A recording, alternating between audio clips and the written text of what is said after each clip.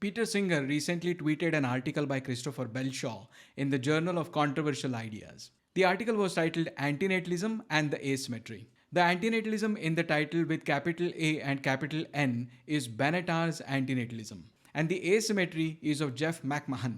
Let's have a look at the asymmetry first. Imagine two potential lives. In one life, there are going to be more bads than goods, and so we have a reason to not start such a life. In another life, there are going to be more goods than bads. Here, starting a new life may not be required, but could be permitted. When we talk about the reasons to start or not to start those lives, we are not thinking of reasons for existing people. For example, we can create a life to contribute to the society or for increasing the population and so on. But we are not considering those reasons. We are considering the reasons for the sake of the person who will be created. Belshaw's main objection is about starting good lives, where we say that it is not required but may be permitted. Just to clarify here, bad lives could mean lives worth not living, miserable lives, or just overall bad lives. On the other hand, good lives could mean lives worth living, happy lives, or overall good lives. Belshaw considers three possibilities while starting a good life. 1. We have a reason to start such a good life. 2. Starting a good life is not required but permitted. And 3. Starting even a good life is forbidden. Let's have a look at each of those views. On the view that we have a reason to start a good life, Belshaw considers this and calls this as total view and rejects it, saying that this is a minority view. Belshaw spends most of the time on the view that starting a good life is not required but permitted. He points out the contradiction between not required and permitted. Now, this is counterintuitive, so Belshaw explains further. Life contains some bads and some goods, and bads provide us a reason to not start that life. Remember, that is why we have a reason to not start bad lives. So it is clear that bads provide us a reason against starting lives. But if we are saying starting a good life is not required, then that means goods in life don't provide us reasons enough. So what functions do these goods perform here?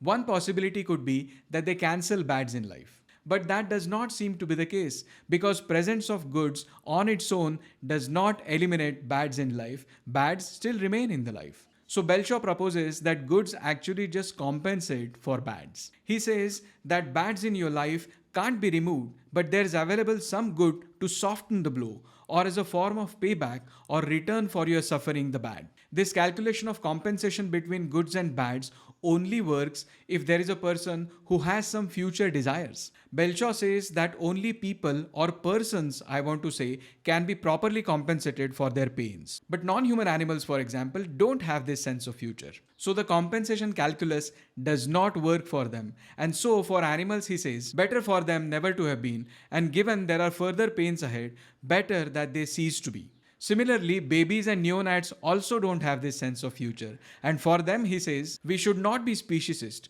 There is no relevant difference here between typical animals and those babies and neonates who, because of death, damage, or disease, will never develop into persons. And therefore, we should not start the lives of these babies, and if started, then we should end them. And this is even when good parts outweigh and outnumber the bad. If you think this is controversial, then be reminded that we are looking at an article in the Journal of Controversial Ideas. Now these babies can further develop into person, and then they can have a sense of future.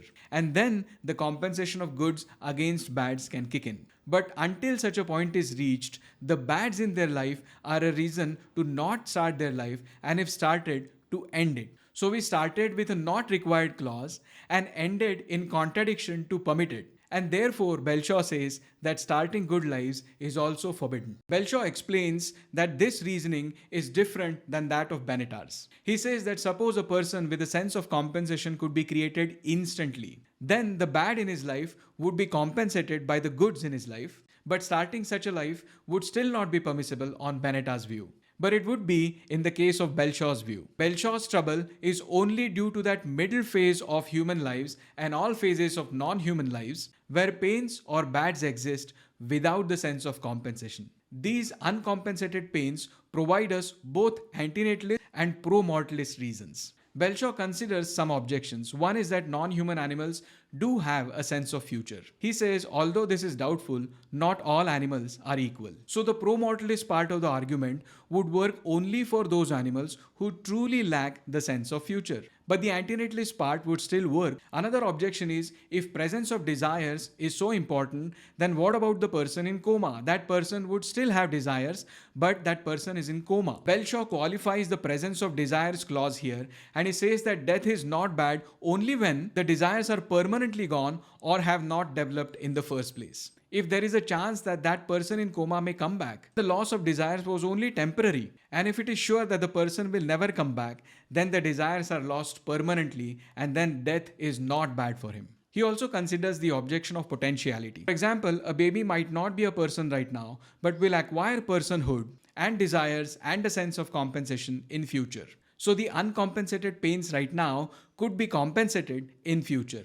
Belshaw says this can only be thought of retrospectively once personhood is achieved. But at present, the baby has no interest in future and so provides no reason to start such a life. He also explains his differences with Benatar. Benatar had proposed that starting a new life is not permitted, but once it is started, it is not okay to end it as well. Benatar's reasons for this are conscious interests in sentient beings. They may not be self-conscious in the case of babies and non-humans, but they do have an interest in continuing their lives. Whereas Belshaw thinks that it is desires than interests that matter more. And in absence of such desires, all pains are uncompensated by goods. And because there is always a phase like this, it is not permitted to start a new life. Belshaw finally concludes that there could be other regarding reasons, that is, reasons involving other people's desires to start a new life, and so there could still be reasons to have children nonetheless.